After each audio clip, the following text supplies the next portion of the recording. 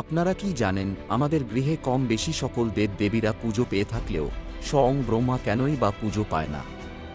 আসুন জেনে নিই, কিন্তু তার আগে এমন আরও অনেক অজানা তথ্য বাংলায় দেখার জন্য এখনই আমাদের চ্যানেলটিকে সাবস্ক্রাইব করে রাখুন। শিবপুরাণ অনুসারে একবার সৃষ্টিকর্তা ব্রহ্মা ও রক্ষাকর্তা বিষ্ণু তাদের মধ্যে কে শ্রেষ্ঠ তা নিয়ে বিবাদে রত হন।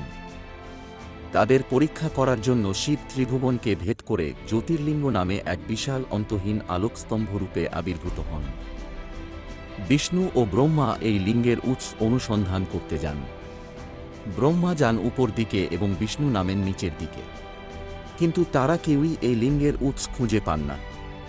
ব্রহ্মা মিথ্যা বলেন যে তিনি উৎসটি খুঁজে পেয়েছেন, কিন্তু বিষ্ণু তার পরাজয় স্বীকার করে নেন। শিব তখন একটি দ্বিতীয় জ্যোতির্লিঙ্গ রূপে আবির্ভূত হয়ে মিথ্যা বলার জন্য ব্রহ্মাকে শাপ দেন যে অনুষ্ঠানে তার কোনো স্থান হবে না।